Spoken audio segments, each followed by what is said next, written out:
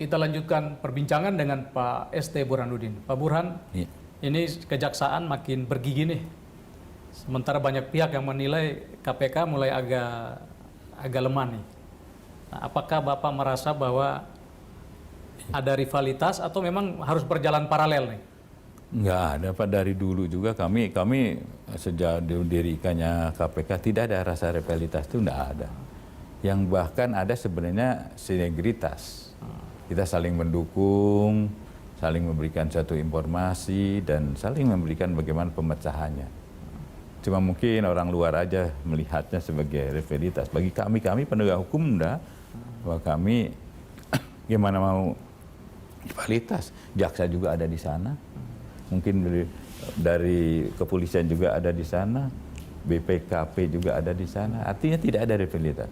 Kami saling mendukung, dan sampai saat ini juga kami selalu komunikasi dengan Ketua KPK, dengan Kapolri, bagaimana kalau ada permasalahan-permasalahan yang tentunya dalam penegakan hukum tidak ada yang pure ini kejaksaan, pure ini polisi. Ini kita sama-sama dan selalu berkoordinasi, sinergitas, sehingga menjaga keuangan negara ini kita bisa bersama-sama itu.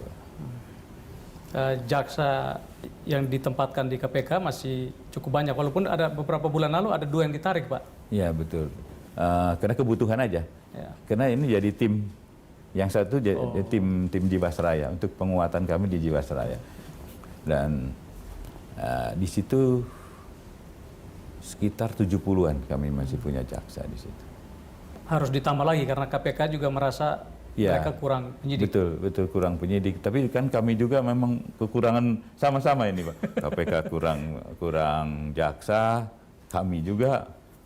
Kami tahun ini aja kami hampir harusnya bulan ini udah ada satu angkatan yang lulus. Tapi kena COVID, kami tidak, tertunda akhirnya. Berapa kira-kira jumlah ideal jaksa, Pak? Dengan rasio penduduk kita yang begini banyak. Ya, sebenarnya sekitar 20.000 atau 15.000 lah. Kasih 5.000 lagi, insya Allah lah.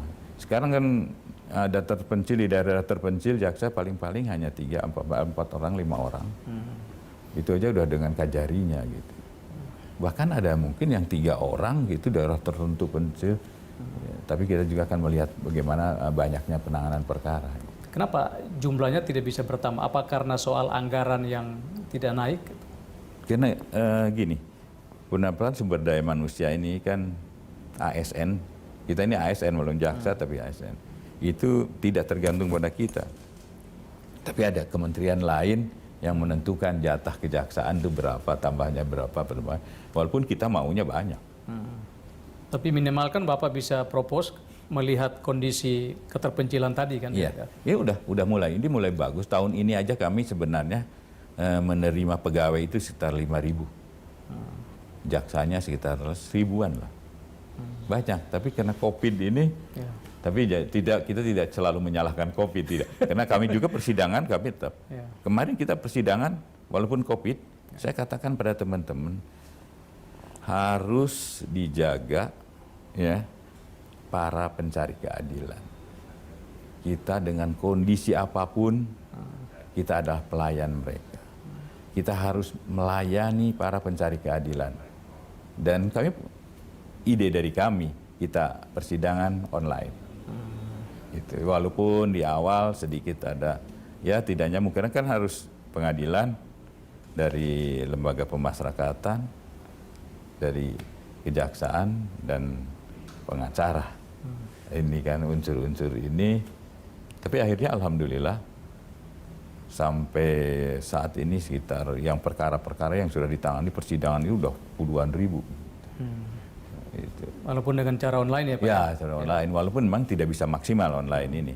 Karena di dalam pembuktian untuk perkara-perkara tertentu kadang-kadang yang terdakwanya nakal gitu, wah bukan bukti saya. Kita kan tidak ketemu karena tapi ya sedikit lah itu menjadi evaluasi kami. Pak Burhan, ini selama ini kan ada semacam anggapan ya bahwa ada jaksa yang masih agak nakal nih karena tingkat kesejahteraannya masih rendah ya. Nah, saya ingat Presiden kan sudah keluarkan kalau nggak salah Kepres ya, menaikkan kesejahteraan para jaksa. Ya. Apakah angkanya sudah memadai atau gimana, Pak? Ini Pak, saya sih orang yang saya pribadi lah, orang tidak terlalu percaya dengan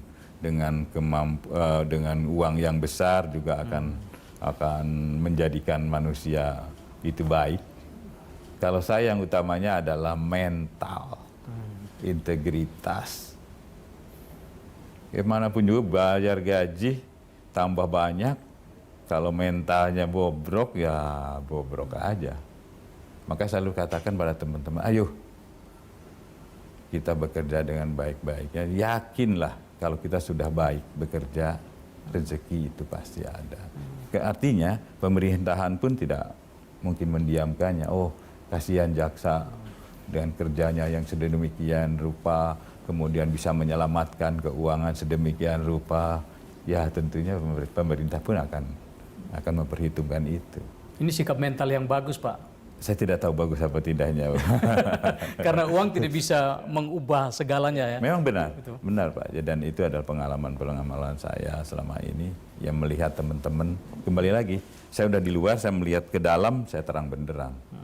Jadi uang bukan segala-galanya, tapi sikap mental dan rasa pengabdian diri, integritas, profesionalisme itu yang harus selalu kita Jadi jaga. kita gugurkan dulu tesis anggapan selama ini bahwa ini ada yang masih nakal karena uang kurang. Ini kembali ke soal mental ya, Pak? Soal mental. Ya. Nanti kita lanjut segmen berikut. Pemirsa, tetaplah di special interview.